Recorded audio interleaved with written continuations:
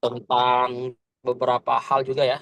Kenapa yang dibahas itu tentang muamalah, akad dan lain-lain, karena ya memang fungsi dari akuntansi atau pencatatan keuangan syariah itu ya yang dicatat adalah semua bentuk muamalah, yaitu debit dan kredit gitu kan, dan kas utama, dan poinnya kan mencatat aja dari akuntansi itu. Tapi kan dengan catatan itu kita mendapatkan database ya, terutama dari muamalah-muamalah yang disyariatkan ataupun yang dilarang.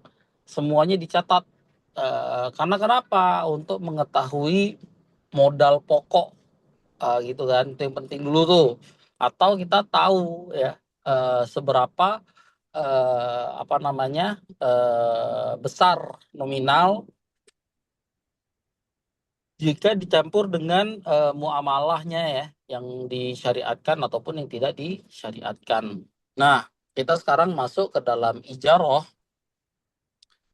Nah, di sini kita fokusnya ngebahas ijaroh di era digital. Jadi karena kita sudah bertransformasi ya, dan kita melihat sendiri bahwasanya dunia digital ini atau eh, teknologi yang kita gunakan hari ini itu sudah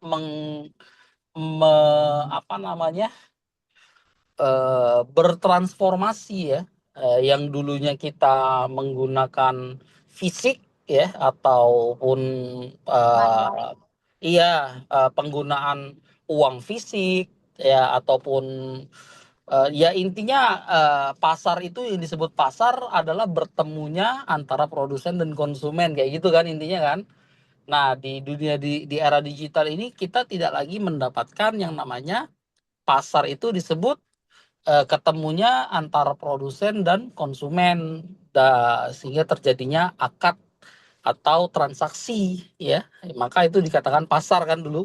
Nah, sekarang itu pasar sudah ada di tangan-tangan setiap orang, yaitu apa? Handphone. Nah, dulu di awal-awal handphone ya, apa namanya? Di zamannya Nokia, Nokia Blackbird, Mak pakai apa? Nokia. Nokia, Mak pakai HP Nokia nggak? pakai. Yang Nokia apa tipenya? Oh, apa itu ya? Yang tipis center itu nggak? Hmm, ada juga sih, tapi yang lebih gemuknya itu apa? Apa gemuk? Kan ada waktu itu Nokia agak gemuk juga lah. Apa? Iya, Nokia banyak tipenya. Nah, itulah. Nokia daun gitu kan, N95 gitu. Enggak ingat lagi. Iya. Nah, Nokia itu pernah menjadi rajanya teknologi apa namanya handphone sebelum bertransformasi menjadi smartphone ya. Jadi Nokia itu sempat menguasai pasar global apa namanya teknologi handphone itu sejak tahun 2000-an, 19-an kalau nggak salah. Di era-eranya Siemens, masih ingat nggak yang HP yang ada seperti apa, atasnya itu kayak konek-konek. Ya.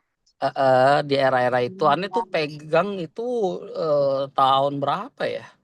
2000 2000 2001 tuh kayak aneh udah ini deh. Ada, Kalau di Siemens 2001 2002 lah. iya, 2001 2022 kalau nggak salah itu 2002. eh 2022. Iya, 2002 maksudnya, 2001 gitu, atau 2000 ya, tahun-tahun segitulah kalau nggak salah tuh. Iya, iya. HP Nokia itu masih terasa banget mahalnya. Pulsanya aja itu kita nelpon bisa habis 50.000 kayak gitu kan. Iya. Saking mahalnya waktu itu ya. Sebelum eh, semua apa namanya apa jaringan-jaringan ini booming. Kalau dulu kan cuma ada Telkomsel, Mentari kayak gitu ya. Ya, sebelum dijual oleh Megawati itu Mentari kan yang bertransformasi menjadi IM3 kan, dulunya kan Mentari itu. Kartunya cukup Iya. mahal, aneh masih inget banget itu. Terus XXL yang dulu tuh sering dapet bonus gratisan gitu ya, gratis 1000 SMS dan lain-lain. Nah, kenapa kita membahas era digital ini, tentang membahas ijaroh? Ijaroh itu adalah bentuk upah atau bahasanya itu ya hasil ya yang didapatkan atau bagi hasil yang didapatkan ya, atau upah yang diterima. Nah, tapi dalam era digital, bagaimana kita melihat kacamatanya dan bagaimana kita memasukkannya dalam ilmu akuntansi syariah. Selanjutnya, nah contohnya dulu kan kita malah lebih kenalnya itu adalah sewa kos-kosan ya. Nah, kan kita sewa kos-kosan, orang-orang di generasinya emak akan berpikir gimana caranya mereka bangun bedeng atau bangun kos-kosan gitu kan. Nah, di era ini itu udah berbeda ya. Karena kenapa? Manusianya itu sudah berkembang bukan lagi menjadi 21 kali 24 jam kehidupan mereka. Tapi kehidupan mereka tuh sudah bertransformasi menjadi 1 kali 360 menit, hitungannya satuan detik, milidetik. Jadi 360 milidetik malah satuannya. Jadi 360 hari itu dikali per 1 milidetik. Dalam artian kehidupan manusia semenjak adanya era digitalisasi ini ya, yang sangat masif ya, ya kita akhirnya punya kehidupan yang apa bahasanya ya, di dimensi yang berbeda. Makanya yang kalau di kehidupan nyata kita tuh hidup 1 kali 24 jam, tapi di dimensi digital kita bisa hidup 360 milidetik, apa namanya satuannya. Kenapa demikian? Ya karena di jangkauan ya, kemampuan manusia itu terakselerasi.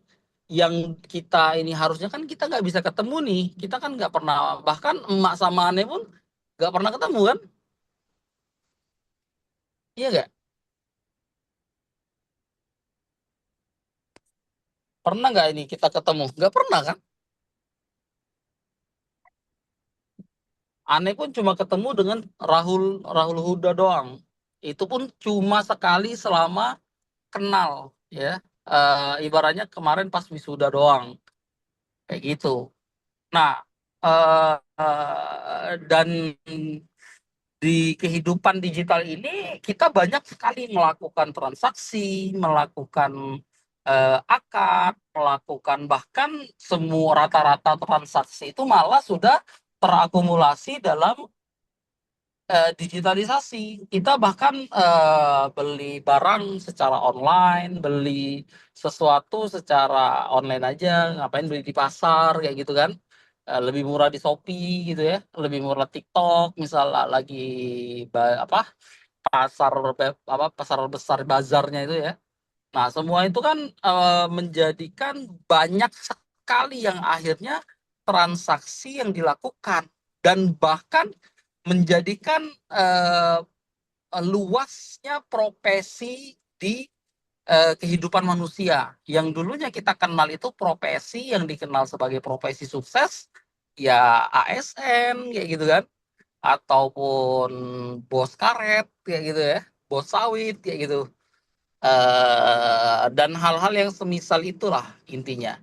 Nah, di kehidupan digital ini kita sudah apa mulai mengenal yang namanya kekayaan horizontal.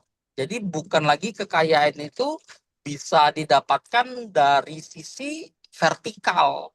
Jadi kan kalau dulu ya kita sangat kuat sekali dengan kekayaan itu ya terakselerasi dalam bentuk vertikal. Maksudnya semakin tinggi jabatan maka semakin kaya. Itu kan vertikal tuh ke atas ya.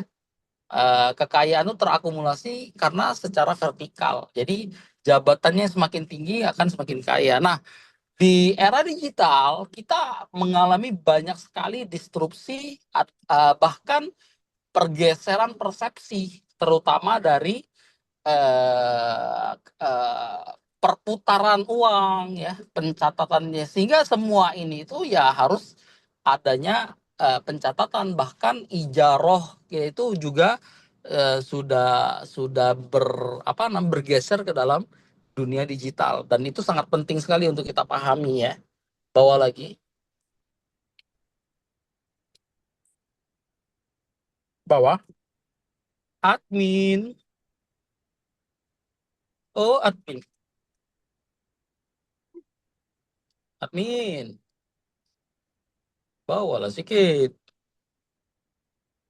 Halo, mana adminnya? Pelet mungkin sekarang. Halo, mana dia nih? Admin, ngantukan dia kayaknya.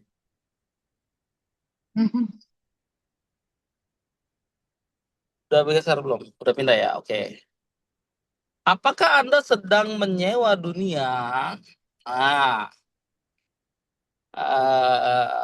di era digital ini kita lihat ya, banyak sekali yang bisa kita sewa, ya, di apa namanya, secara digital, ya. Kita bisa sewa Netflix. Itu Netflix itu kita sewa. Kemarin itu saya baru beli video. Video itu kan, kalau Netflix kan dari luar, kalau video kan dari Indonesia. Pas Indonesia melawan apa kemarin, menang Qatar, ya, Oman, Oman 3-0, ya, karena kan nggak bisa nonton lagi dari TV analog ataupun TV konvensional, ya, SCTV dan lain-lain, itu nggak nampilin lagi. Mereka pindah ke dalam TV digital yang bisa diakses di mana saja. Ya itu ya adanya Netflix, video dan lain-lain, ya. Nah itu kita sewa, ya, 50.000 sebulan. Kita bisa nonton apa aja. Nah itu sudah bentuk sewa menyewa, ya. Masuk ke dalam catatan ijarah dan lain-lain.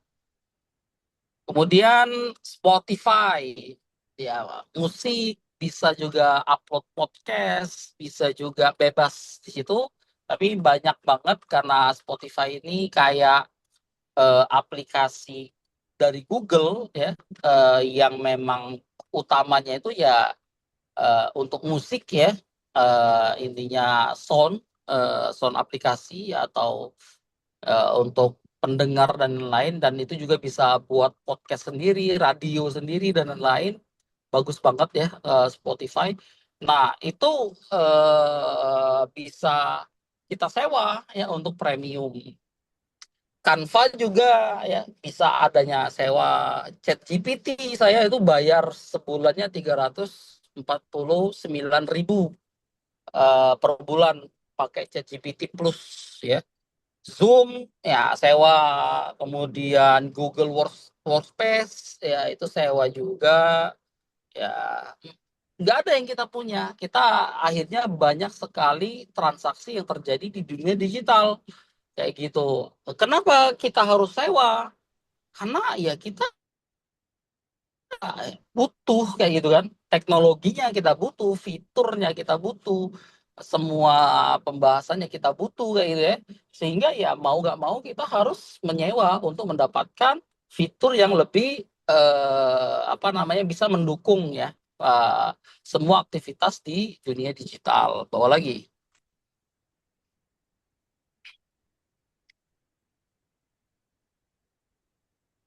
Contoh tahun 2000-an, ya, kita beli CD, kaset. Sekarang kita nggak perlu beli CD, ya, beli kasetnya. Kita belinya, ya, pelangganan Spotify. Kemudian kita untuk nonton itu beli DVD, ya, untuk apa, bajakan malah kaset, ya.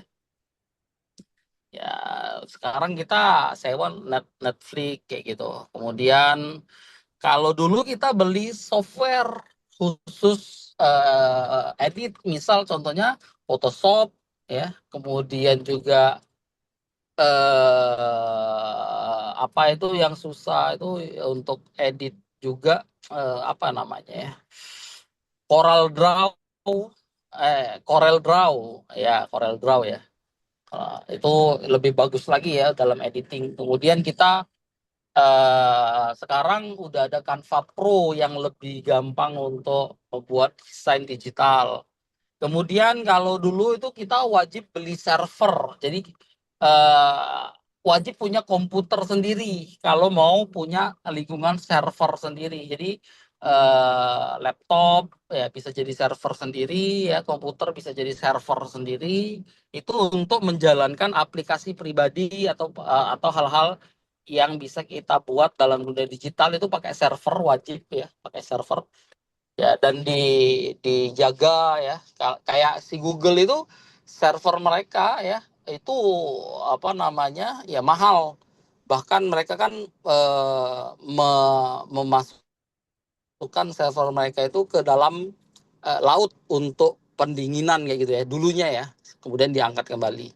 Nah, sekarang itu ya kita bisa pakai cloud. Cloud itu awan, maksudnya server yang di atas awan. Nggak lagi kita pakai server fisik ya, tapi kita pakainya itu yang server di atas awan. Maksudnya ya banyak sekali perusahaan-perusahaan yang sudah menyediakan server berbasis cloud. Sehingga setiap developer aplikasi ya yang ingin sudah membuat aplikasinya ya dan ingin digunakan aplikasi itu oleh semua orang yang ada di dunia digital, dia nggak perlu punya server di rumah ya, capek-capek ngurus server, beli RAM dan lain-lain ya.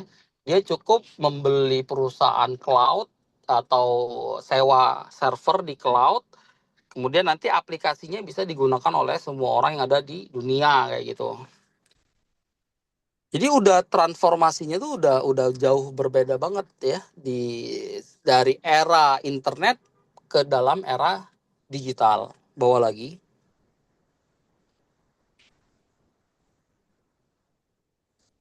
Bawa lagi. Mengapa dunia berubah? Mak, kenapa dunia berubah, Mak? Apakah semenjak Avatar menghilang, semua berubah semenjak Avatar menghilang? Karena Berubah. apa? Apa tadi pertanyaannya kenapa dunia berubah? Iya, apa dunia yang emak rasain itu ketika muda sampai di usia sekarang itu yang emak rasain ini tuh udah berubah banget nih. Maksudnya ada nggak hal yang sangat-sangat dirasakan secara wisdom emak sendiri ya? Apa ya? Ada nggak? Sebetulnya ada, cuman cara ngomongnya gimana nih? Iya nggak apa-apa, coba aja. Yang jelas dulu itu eh kalau nggak ketemu nggak bakal kenal kan gitu kan.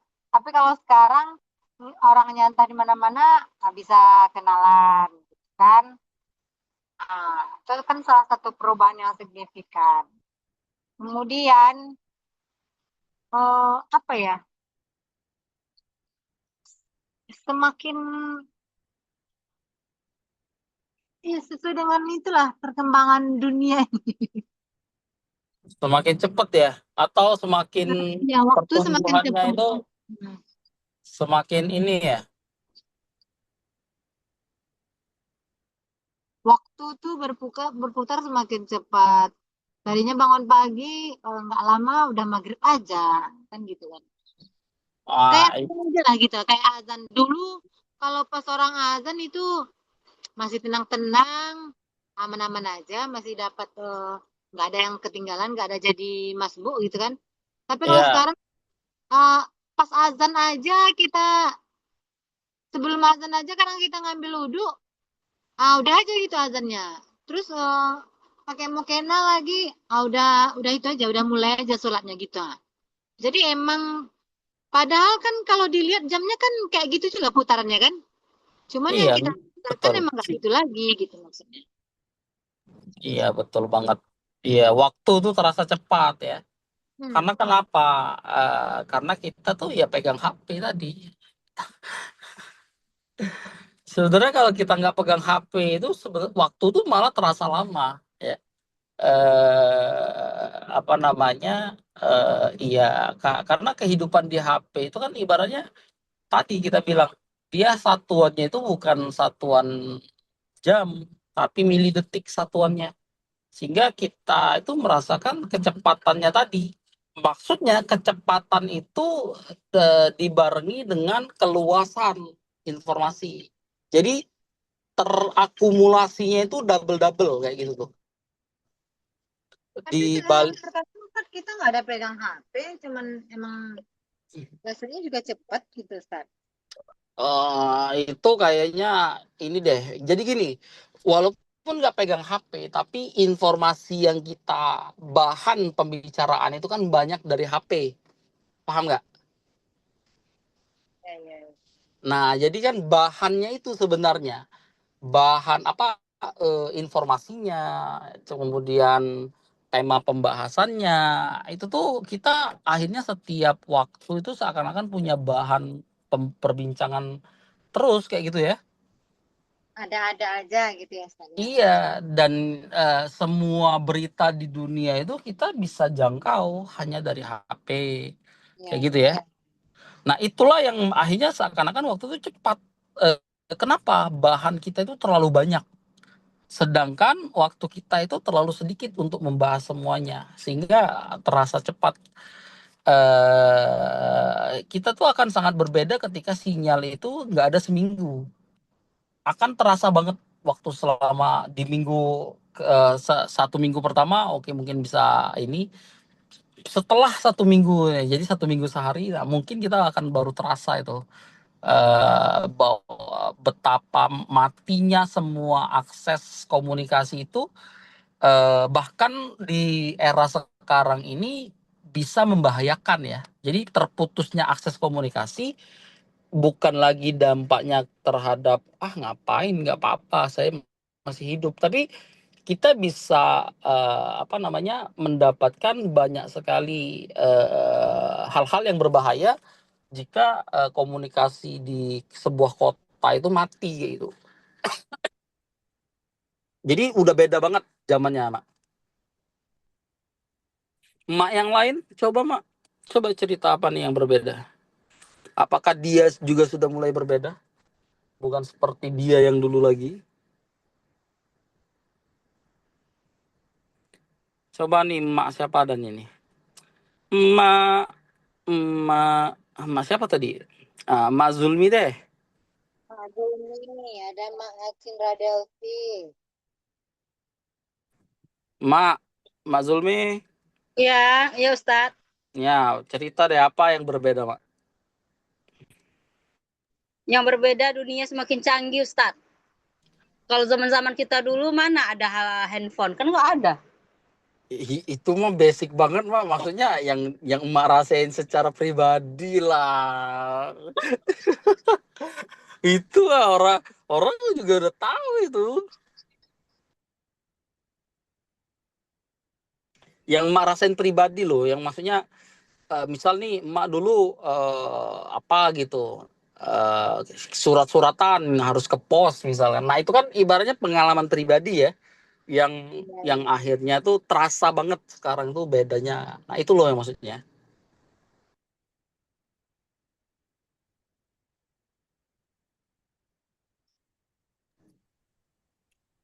Udah Mak Cindra yuk, Mak Cindra deh.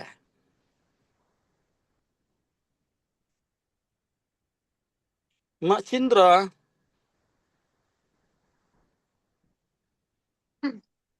Tidur Ustadz. tidur. Oh, Mak. Nah, kamar mandi Ustadz. Oh, oke Hadir, oke. hadir, hadir, hadir, Ustadz. Mak, cerita lah sedikit lah. Aku tuh pengen juga dengar masa lalu Mak tuh apa gitu kan. Terus Ya, ya. pertama kali ketemu Bapak tuh gimana gitu kan. Itu kan Eh, perubahan juga tuh Ustaz ya. Apa-apa? Kan itu termasuk perubahan perubahan itu kan. Iya, maksudnya cerita, Perubahan yang maksudnya dirasakan gitu loh. supaya kita tuh dapat strateginya mungkin gitu kan, bisa belajar gitu. Coba Mak, Iya, cerita Mak. perubahan yang terasa sekarang itu ini ekonomi susah sih Mbak. Perekonomian susah, semakin susah gitu. Bukannya lebih susah zaman Soeharto dah. Dari dulu sampai sekarang susah sekarang lagi. Ya Allah, ya Allah. Apa ini? Kita bahas apa ini?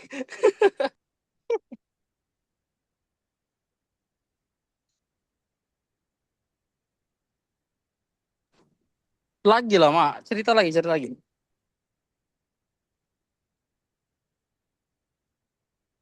sekarang mungkin banyak yang aneh-aneh ya Ustaz ya. Nah, itu Iya, apa tuh coba? Nah, contohnya dulu kayak penyakit lah Ustaz. Sekarang kan banyak penyakit ini itu. Oh, apalagi kalau sekarang kan udah ada medsos yang menjadi penghantar ilmu pengetahuan ya. Kalau dulu kan kalau sakit sakit sakit itu kan nggak gitu-gitu amat Ustaz. Coba Sekarang satu sebutin yang dulu nggak ada, sekarang ada. ini kalau aku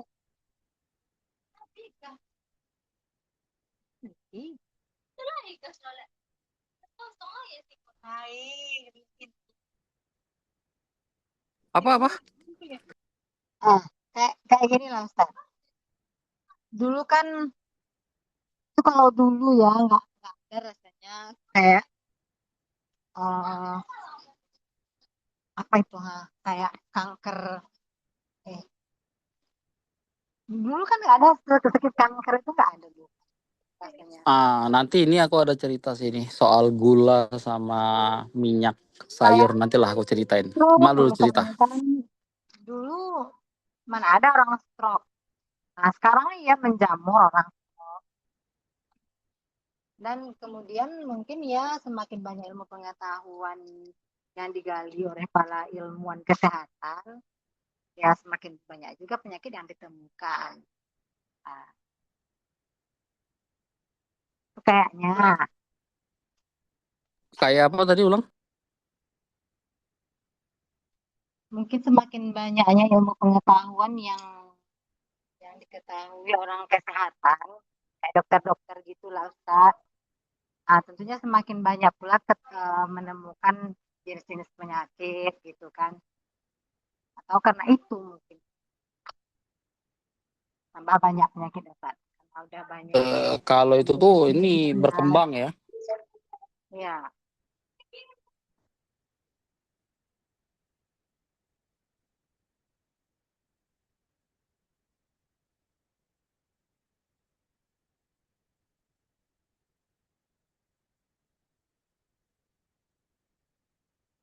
apalagi kira-kira itu. Ustaz Ubaid, silakan Ustaz Ubaid.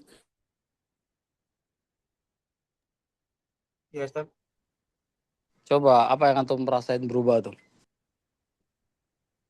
Em, saya kan paling muda, Ustaz. Jadi kayaknya kurang ini, Ustaz. Ya, nggak apa-apa, muda juga kan dulu sama sekarang beda. Ada yang Iya. berbedanya. Kalau kenapa dunia berubah, kayaknya karena kan zaman dulu kan sama sekarang beda, Ustaz. Manusia kan apa berkembang terus, jadi makin banyak gitu, Ustaz. Jadi Eh, berinovasi gitu. Ada permasalahan. Jadi kayak kayak dulu kan nggak ada video call gitu, Ustaz. Sekarang ada video call gitu.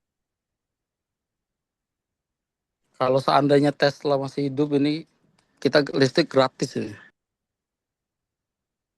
Iya kan. Ada lagi coba yang lain Sat. Itu terlalu umum. Pengalaman pribadi deh. Pengalaman pribadi.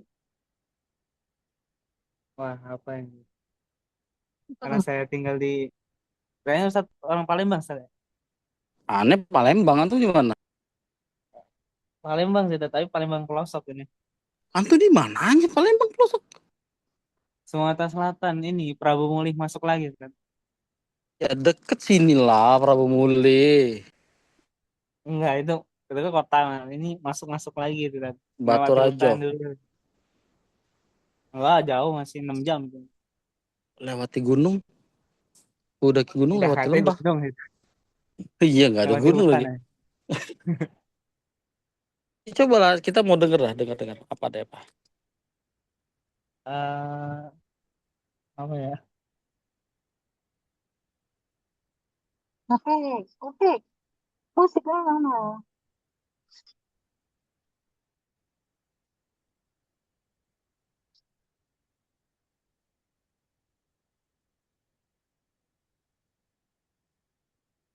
Kayaknya nggak ada sih. Yang berubah-berubah paling Oh, teknologi itu, satu teknologi terus maju gitu. Dulu nggak ada AI, sekarang ada AI gitu.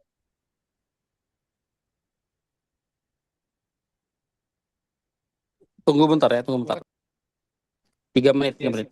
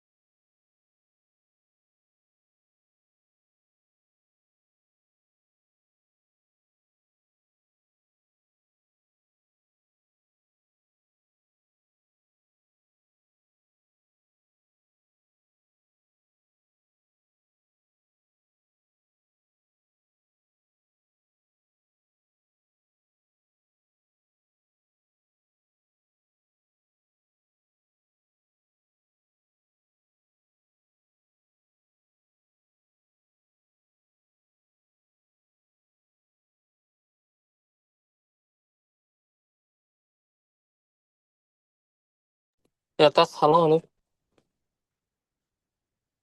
Kita lanjut ya, dikit lagi ya. Mengapa dunia berubah? Nah, tadi bagus banget ya, ada pembahasan dari Emak soal penyakit. Penyakit itu sekarang kok kenapa banyak banget ya yang bertumbuh. Aneh itu pernah membaca, bukan membaca ya. Ya ada isu lah yang dibahas gitu. Aneh lupa itu udah tahun berapa ya? 2000 2022 mungkin kalau nggak salah, atau 2000 berapa gitu. Tentang apa gula dan minyak goreng yang kita pakai sekarang ya. Karena dulu itu kita menggunakan minyak kelapa kayak gitu ya. Nah, terjadinya apa bahasanya tuh? Bukan bukan agenda global atau konspirasi, tapi lebih ke eh, pe, penyelewengan ilmu pengetahuan lah, bahasanya tuh bagusnya gitu. Jadi didanai lah ini pabrik-pabrik eh, kelapa sawit ya, itu didanai ya di Amerika itu di awal.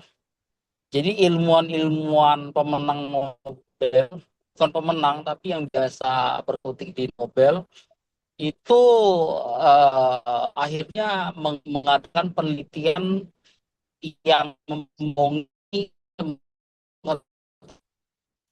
Ya yang pertama itu ya minyak goreng ya di tahun 70-an Bahwasanya minyak goreng itu ya yang paling banyak yang akhirnya mengakumulasi penyakit-penyakit yang sekarang ini mewabah seperti kanker,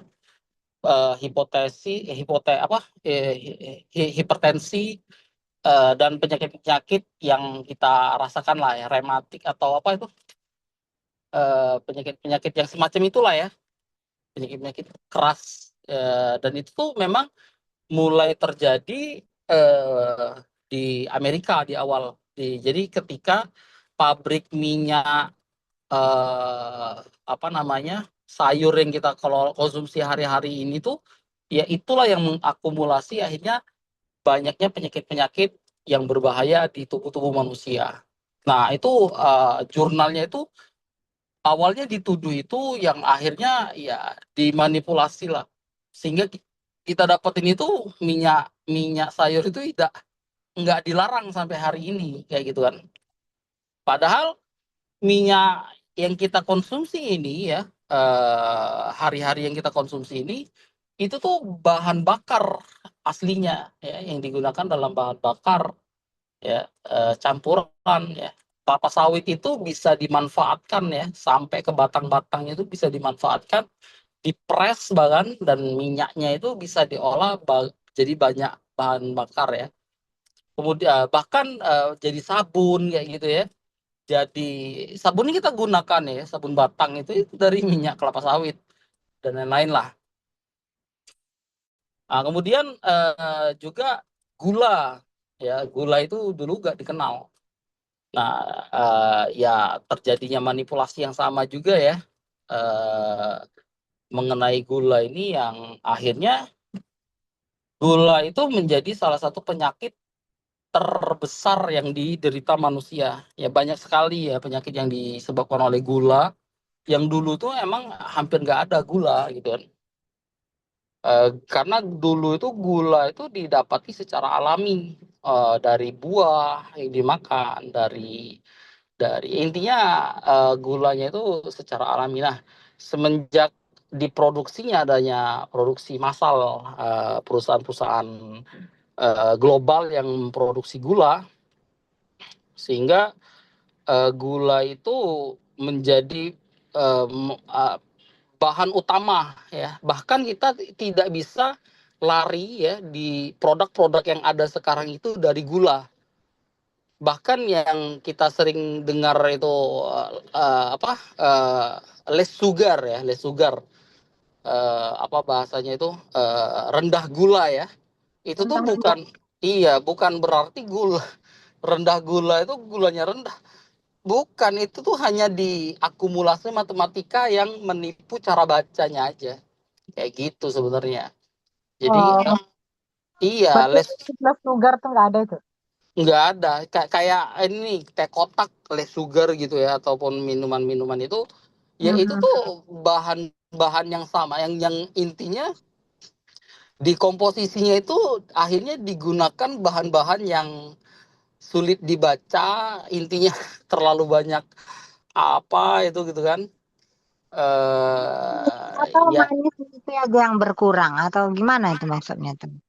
maksudnya gini, bukan tak ya, jadi ya ibaratnya kalau dia 1 sendok memang dikurangi menjadi Setengah seperempat sendok sendok gitu. kayak gitu ya.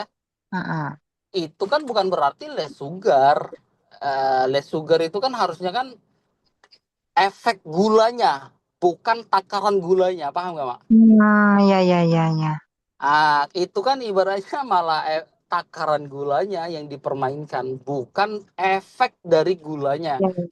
Kalau yang dibilang jangan banyak minum gula, ya maksudnya efek gulanya itu yang yang jangan sampai keminum kayak gitu kan. Nah, bukan soal takarannya, bukan soal itu loh maksudnya. Nah, itulah yang akhirnya di 10 tahun pertama semenjak dilegalkannya pabrik gula di Amerika itu, yang pertama itu diabetes di Amerika itu langsung naik tajam dalam 10 tahun terakhir. 10 tahun pertama itu langsung naik tajam ya, diabetes dan juga ya penyakit-penyakit gula lah. Gemuk ya, kegemukan. Nah, makanya kita sering banget, bahkan Coca-Cola sendiri itu ya hampir hampir 80%-nya itu gula gitu kan. Dan itu menjadi salah satu perusahaan terbesar ya, Coca-Cola, Pepsi gitu ya.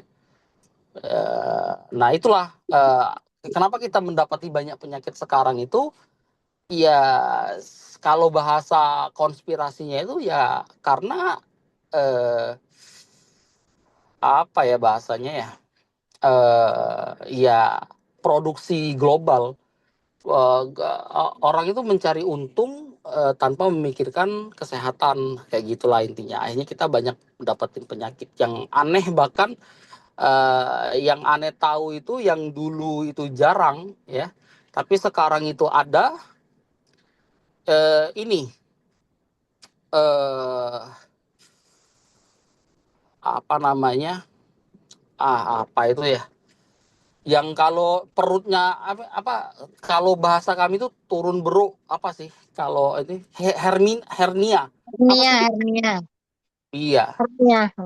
iya, itu salah satunya. Jadi apa sih bahasanya? Aduh, susah susah saya kalau bahasa kesehatan ini ya.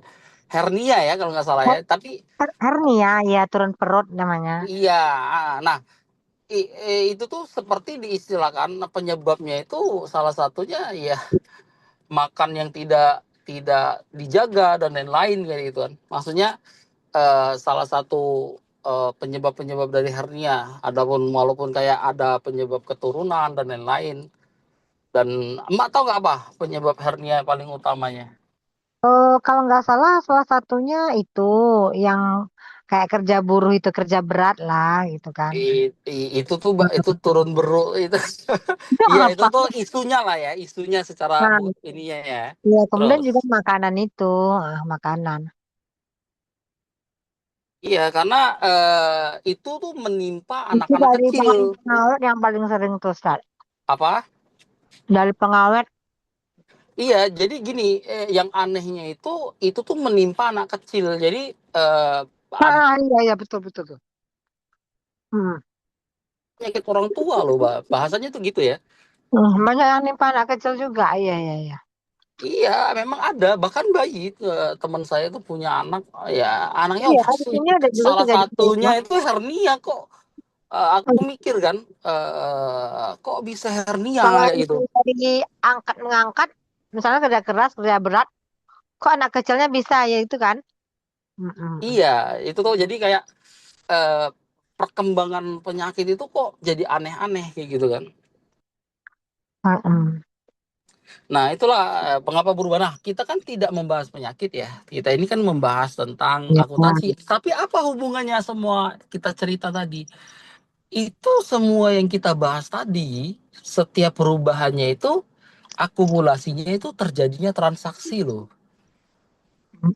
Dunia yang sekarang itu ingin menjadikan tradisional tadi menjadi alat transaksi. Jadi apa yang lebih dekat dengan seseorang atau kultur seseorang, kultur budaya sebuah kelompok ya dan lain-lain, dunia digital itu berusaha menjadikannya itu sebagai alat tukar. Contohnya nih, contoh, kita nggak usah bahas Gojek ya, nggak usah bahas itu terlalu jelas. Kita itu sekarang itu membeli masa kecil malah, ngerti nggak? Menginginkan masa-masa yang kita dulu pernah ini, kita itu harus membelinya di internet, iya nggak? Oh, oh, betul. Iya. Nah, salah satu contohnya juga yang menjadi premium itu, yang dijadikan apa, produk premium itu adalah produk-produk yang bersifat privat, yang bersifat apa namanya, eh, tidak publik ya. Lihatlah sekarang itu kalau mau tidak punya iklan di media ya bayar, iya kan? Kalau nggak mau diganggu iklan ya bayar kayak gitu kan kalau di media sekarang kan. Nah, yang seperti ini kan akhirnya merubah persepsi. Orang itu kalau dulu platform itu mau membayar orang untuk menggunakan platformnya. Sekarang itu orang yang ingin nyaman menggunakan platform disuruh bayar. YouTube kalau nggak mau iklan ya premium bayar. Spotify kalau nggak mau punya iklan ya bayar. Facebook kalau nggak mau dilewatin iklan ya bayar. Kayak gitu tuh. Udah beda. Kalau dulu kan kita ngiklan bayar nih. Nah, dunia itu berkembangnya seperti itu, menjadikannya semua yang dilalui oleh manusia untuk ditransaksionalkan. Nah, jadi ownership menjadi akses ekonomi. Itu loh poinnya, ya. Jadi akses ekonomi dalam dunia digital itu sudah berkembang bukan lagi dalam apa yang harus saya mau beriklan di IG, saya mau beriklan di Facebook, tapi buka Facebook atau buka WA itu tuh sudah menjadi akses ekonomi yang pertama dari pemilik platform kayak gitu tuh. Bahkan ya kita jualan di WA, jualan di Facebook kayak gitu kan, itu tuh aksesnya juga salah satunya. Apalagi ditambah dengan viralnya Facebook Pro gitu dan lain-lain ya. Sehingga apa? Kita ya membeli manfaat. Kita itu dipaksa membeli manfaat tadi, ya. Bukan lagi kita beli barang. Lihat, kita ingin kenyamanan, nggak punya iklan, bayar, membeli manfaat, bukan membeli barang. Paham nggak sekarang maksudnya? Nyambung ya sekarang ya? Insya Allah. Iya, bawa lagi, sedikit lagi kita ini udah mau habis. Iya, iya. Bawa lagi, admin.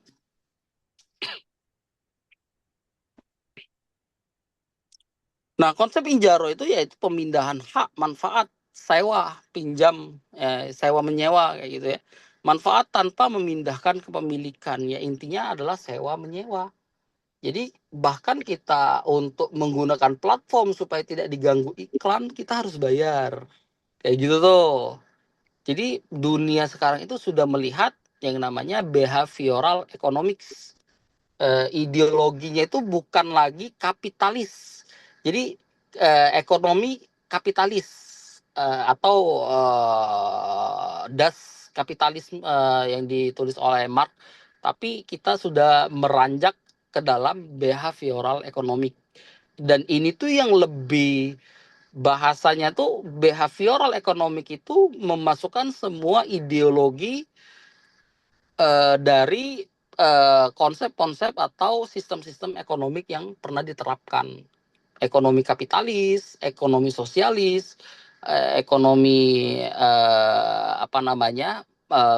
berbasis value, kemudian dan semua itu terakumulasi dalam satu kata yang komprehensif yaitu behavioral economic, yaitu ekonomi yang dilihat dari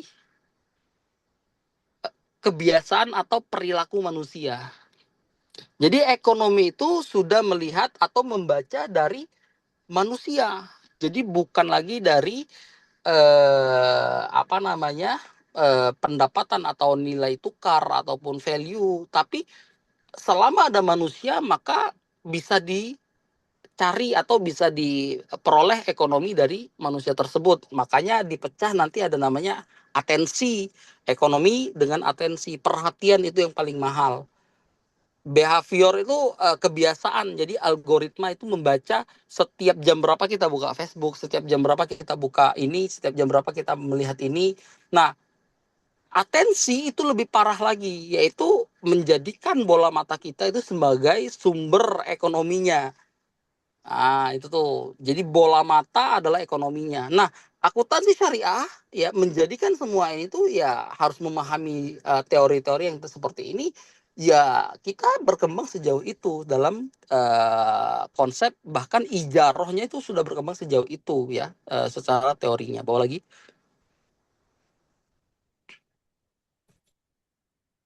Studi kasus contoh ChatGPT, apa yang disewa? Server enggak, AI-nya enggak, aksesnya pengetahuan. Diskusikan. Nah, maksudnya diskusikan. Nah, dari ChatGPT apa yang kita sewa? Saya nih yang sewa ChatGPT 349.000 per bulan. Apa yang saya manfaatkan dari ChatGPT? banyak hal, yaitu tentang digitalisasi ya. Intinya karena AI bisa mengakumulasi semua yang kita tidak bisa dalam dunia digital. Dengan basic kalau dengan basic berarti semuanya akan lebih mudah kayak gitu kan. Nah, dengan kita sewa ChatGPT ini ya kita tuh banyak misalnya suruh ChatGPT-nya buat ini, buat Excel, buat PPT sekarang ya. Itu semua sudah seperti kita ijarah, kita menyewa di ChatGPT tapi kita tidak pernah memiliki ChatGPT-nya secara langsung. Kita sewa aja kayak gitu. Tuh bawa lagi. Bawa lagi. Canva Pro gitu ya. Ya, itu buat desain bawa lagi. Lanjut aja. Kasusnya Gojek pelanggan. Nah, ini kan Gojek setelah pembahasan 20% itu diturunkan menjadi 8% ya, Presiden di Hari Buruh kemarin. Nah, ini kan akhirnya membuat perusahaan Gojek itu harus berpikir, daripada saya menjadikan mitra, mending mungkin bisa jadi saya akan merubah profesi Gojek itu menjadi sewa server. Nah, kalau dia seandainya Gojek itu berubah menjadi sewa server, bukan lagi mitra Gojek, antara perusahaan dan mitra kayak gitu ya. Ini nih bisa mengakumulasi lah mungkin ya. Ini prediksinya kayak gitu, yang aneh tahu. Karena Gojek itu setiap tahun itu rugi ratusan triliun, bahkan triliunan kayak gitu kan. Nah, ini dia lagi ditekan untuk menurunkan menjadi 8%. Nah, ini kan semuanya berbasisnya ya pencatatan lah ya, akuntansi yang bisa kita pahami bagaimana akad dan muamalah yang terjadi sehingga kita memahami perilaku itu dan kita akumulasikan secara syariah kayak gitu ya. Bawa lagi dikit lagi. Platform ekonomi, Airbnb, Uber, Shopee, TikTok. Nah, ini kan semuanya ya kalian yang hobi check out lah gitu. Bawa lagi. Bawa lagi. Data menjadi aset baru. Nah, ini yang sering saya bilang ya. Bahwasanya data itu adalah aset sekarang ya, bukan. Jadi data itu, database ya, itu bisa dikatakan sebagai eh apa namanya eh eh ke-32. Jadi urutannya itu adalah yang seingat aneh itu urutan ke-32 dalam investasi. Jadi salah satu investasi terbaik itu adalah dengan memiliki database yang baik. Nah, database itu bisa mengakumulasi kekayaan seseorang di era sekarang. Jadi kaya itu bukan lagi soal kerja. Semakin banyak kalian dapat data atau semakin banyak data yang kalian punya, semakin mudah untuk kalian menjadi kaya. Nah, seperti itu tuh kurang lebih ya. Maka database itu menjadi aset baru. Apa contohnya? Google Analytics. Google itu mengumpulkan semua yang orang-orang lakukan ya di apa namanya? Di ininya, sehingga dia menjadi aset baru. Kalau orang mau gunain Google Analytics ya bayar. Padahal Google itu ya kita-kita juga yang ngisinya. Kita yang ngisinya, kita yang maininnya, kita yang ininya. Kayak gitu. Kemudian dia jadi insight ya, jadi insight itu kita membaca misalnya kayak Google itu kan bisa ngasih tahu, oh ini paling ramai tuh di ini usia sekian kayak gitu, pembelinya banyak ini, dan itu akhirnya bisa jadi profit. Terus bawa lagi,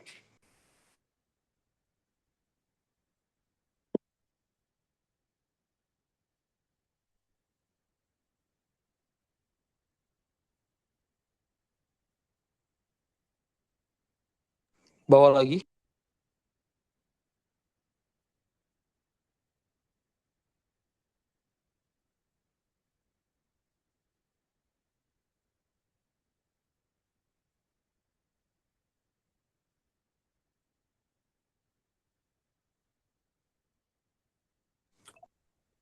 Data termasuk mall, diskusi ekonomi syariah. Ya ini terakhir.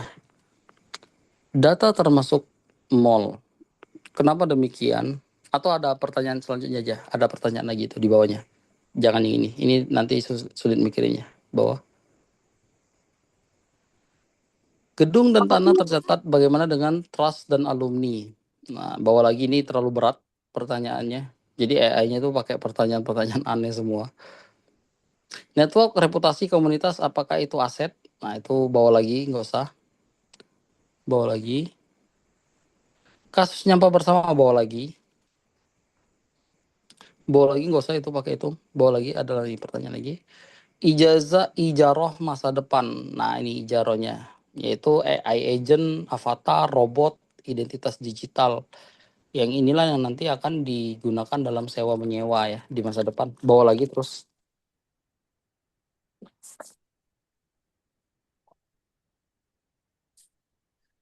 Yang paling mahal bukan barang, tetapi akses data, perhatian, dan kepercayaan. Habis ya?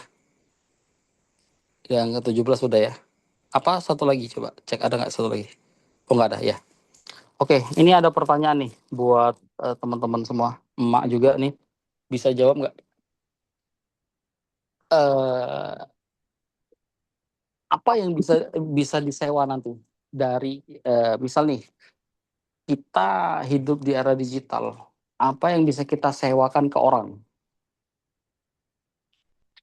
Menurut emak nih, yang emak tahu emak punya apa dan punya apa nih, apalah yang bisa disewakan ke orang lain sehingga kita bisa mengakumulasi dari sewa menyewa itu.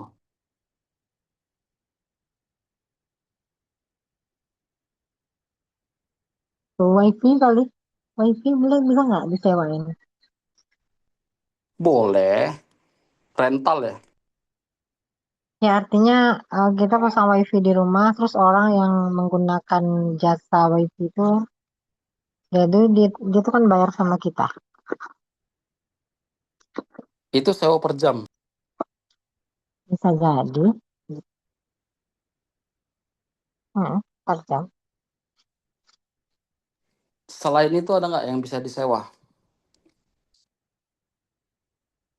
Ini yang khusus digital atau gimana nih, Ustaz?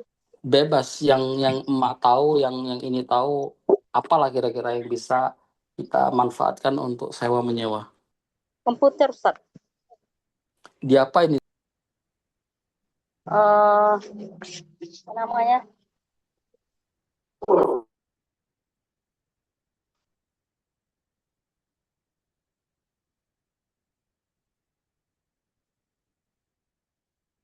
Diapain?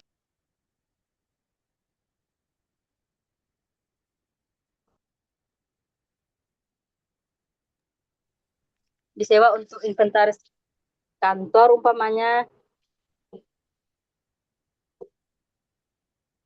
Bisa idenya, bisa. Tapi kira-kira bisa dilakukan nggak itu?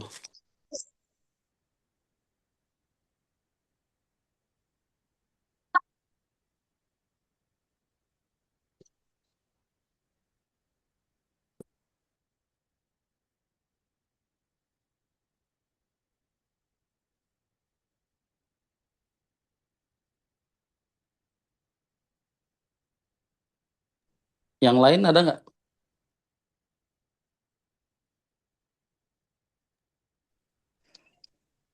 Sesuatu Kalau yang bisa kendaraan, apa? kalau kendaraan misalnya mobil rental gitu.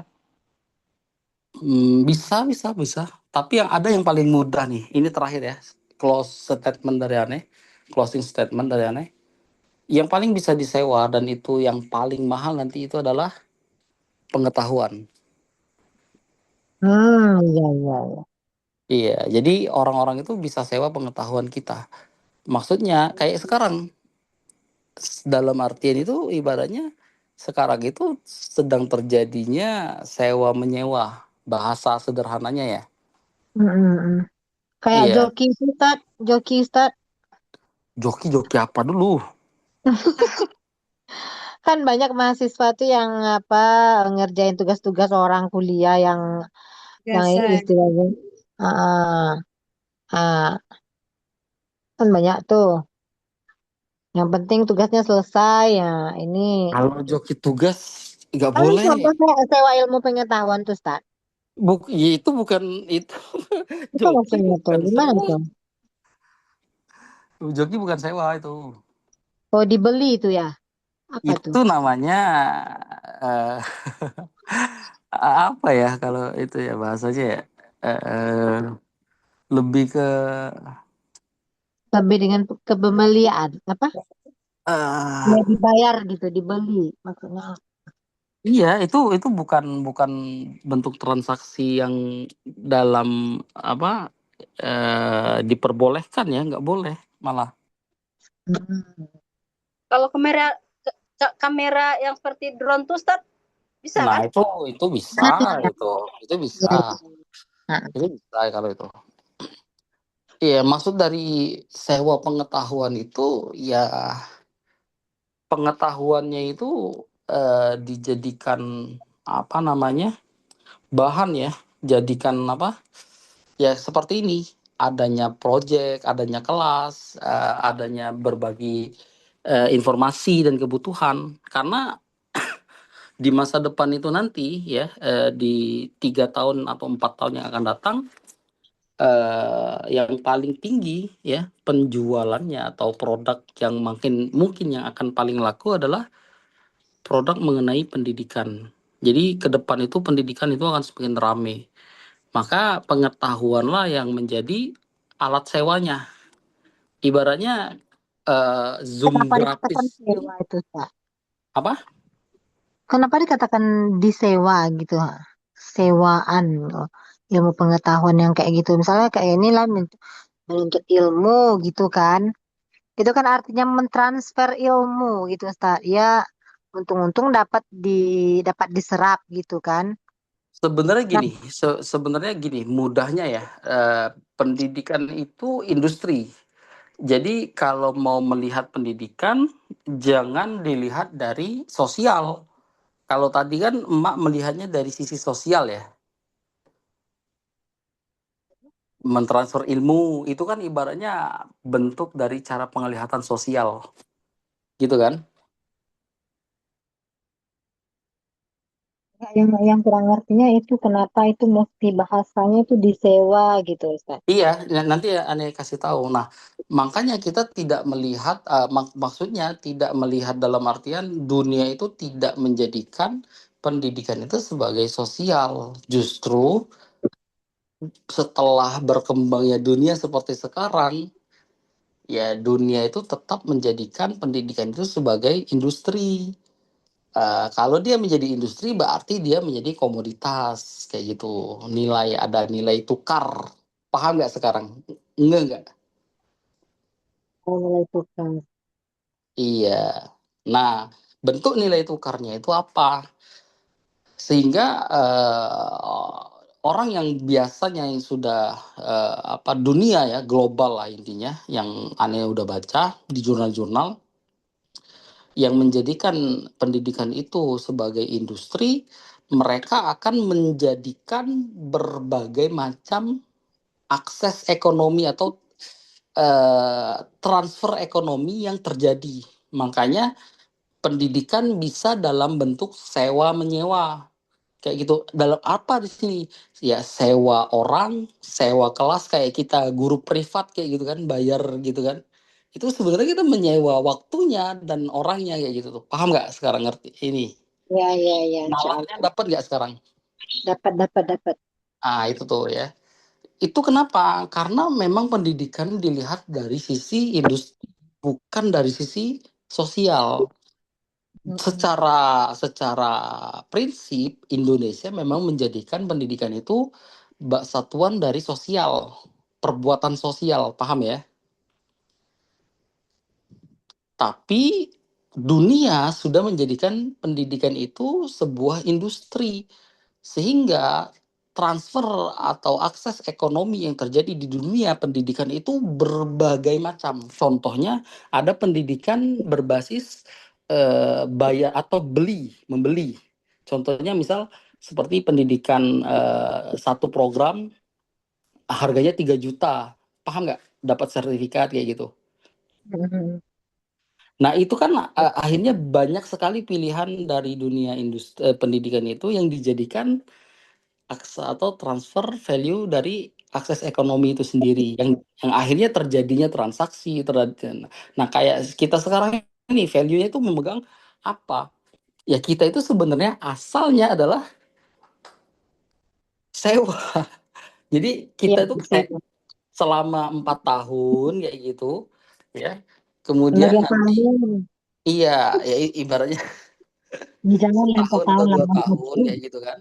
Dan Ya, ya. ketika menyelesaikan sewanya dapat ini. Nah, itu kan Dapat kalau mau izin. dijadikan landasan jual beli, kita bukan seperti vokasi. Vokasi kan itu bisa untuk dijadikan basic ekonomi untuk jual beli. Paham nggak sekarang secara pandangan industrinya? Ya, paham insya Allah. Nah, itu.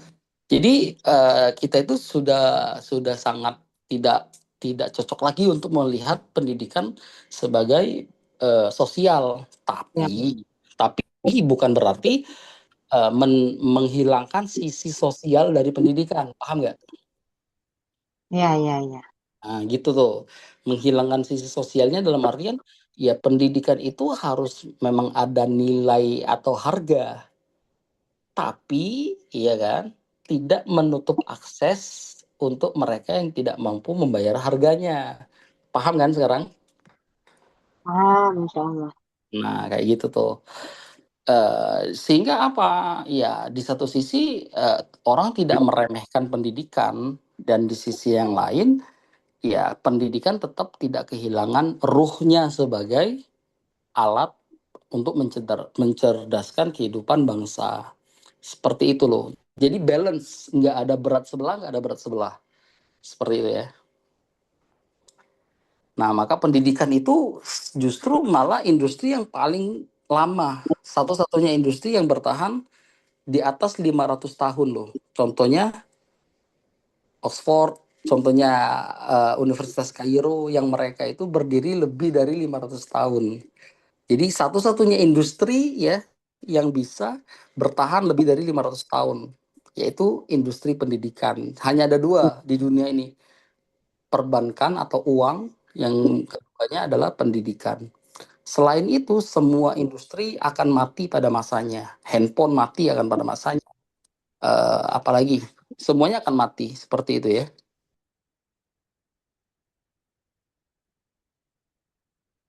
Ada pertanyaan?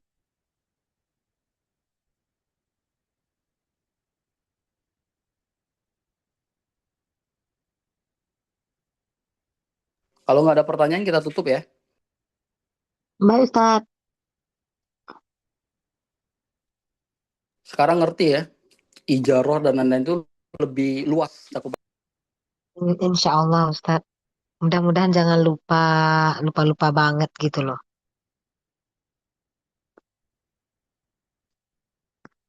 Oke, kalau nggak ada lagi, Anda tutup. Subhanakallahumma wa bihamdika asyhadu an la ilaha illa anta astaghfiruka wa atubu ilaik. Assalamualaikum. Waalaikumsalam warahmatullahi Waalaikumsalam warahmatullahi wabarakatuh. wabarakatuh.